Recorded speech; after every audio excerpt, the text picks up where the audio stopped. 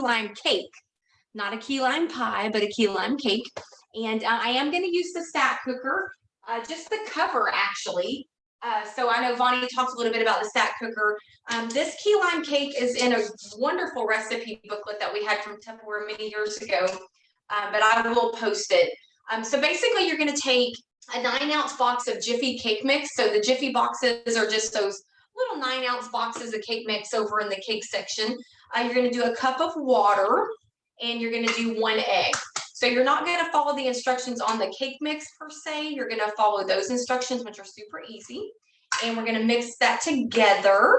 And if you can't find a white box of Jiffy cake mix, then you can definitely use, oh, you know what? I just put too much water in here. Shoot. Okay. It's okay. That's what I get for trying to do 2 things at one time. I don't have any more cake mix, but hold on a second.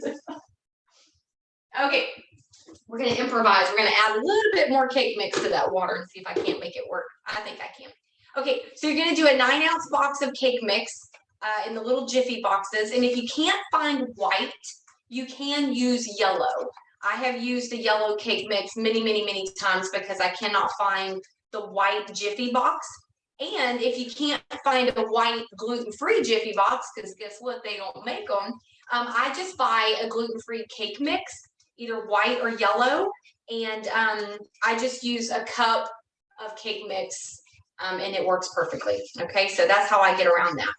So we're going to mix that, and we're going to take the cover of the stack cooker. So this is just a little 3/4 quart cover, and you do have to spray this, all right? So I'm going to spray it with a cooking spray. It's not going to hurt your stack cooker at all.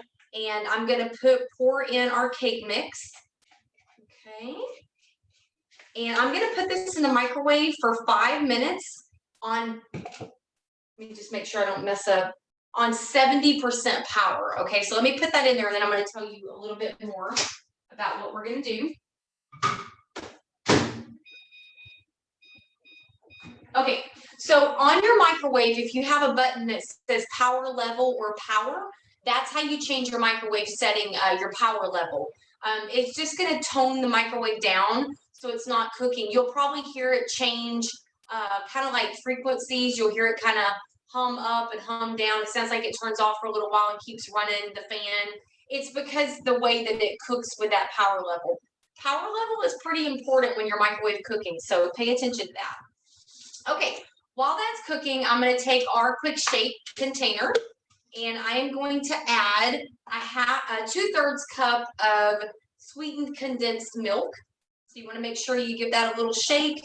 We're going to open it. You can definitely incorporate your can opener in this if you wanted to in this recipe, but we're going to use measuring cups for sure and do 2/3 of a cup of condensed milk.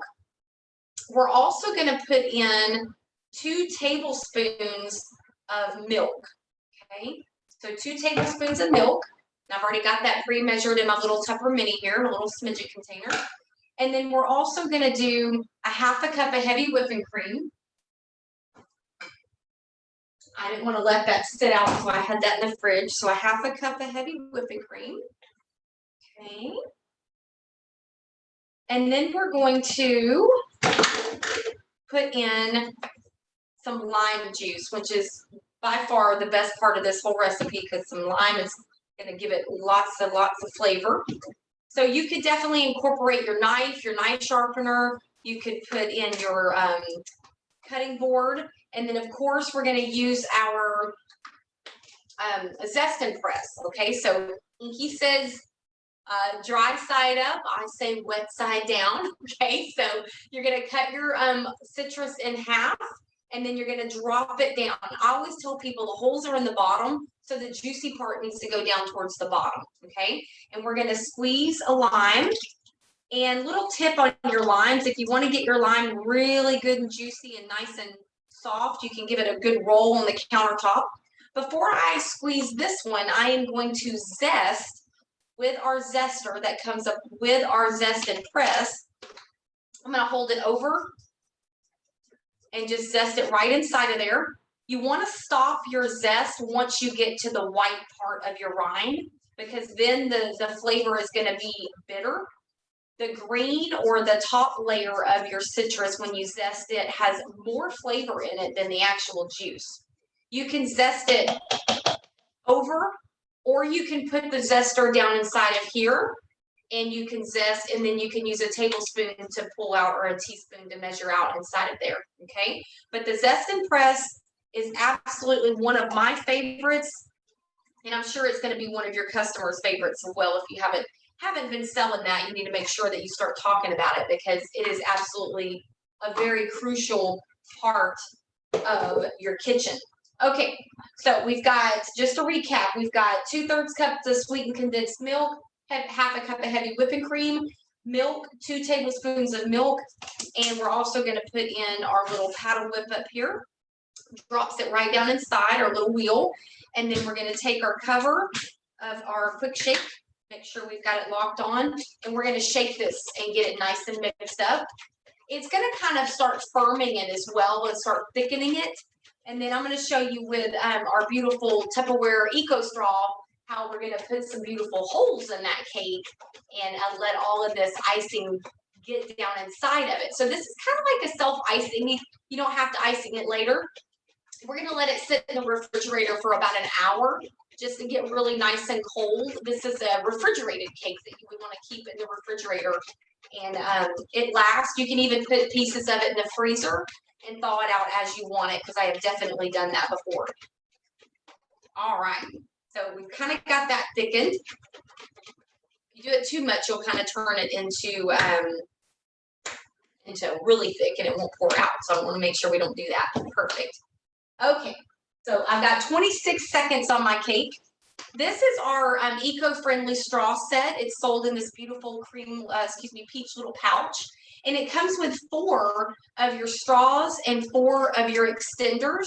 I don't know if you guys are Starbucks drinkers, but they're giving disgusting paper straws out now.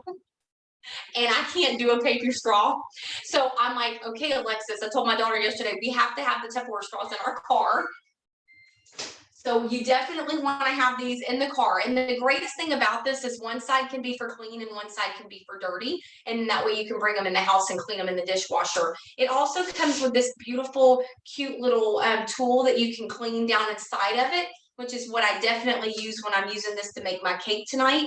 But you can put your extender on there. It's got a rounded top so you can drink from it and it won't stab you in the roof of your mouth. You can even drink from the other end if you want to, if you don't want the rounded edge.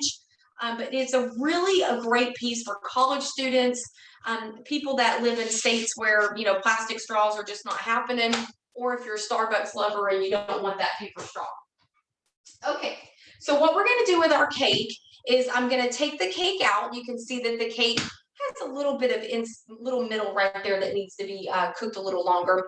I did add too much water. That was my fault, so I'm not really concerned about that right now. But I'm going to show you. You're going to take a straw, either a throwaway straw or anything that you have in the kitchen that's a good diameter that you can poke holes, and you're just going to poke holes all in your cake, just like that, just all the way through. And then you're going to pour your mixture that I just mixed up here. You're going to pour it all over your cake.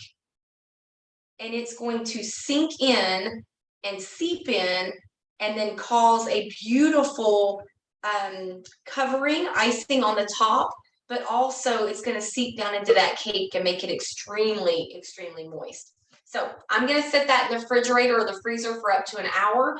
And then you can even take the cover, the microwavable freezer airtight, liquid tight covers, and you can put it over the cover of your stack cooker here if you want to as well, and keep it covered. Otherwise, you could slice it up and stick it in a freezer mate or something like that. But that is a key lime cake in the stack cooker, and it only took 5 minutes to cook.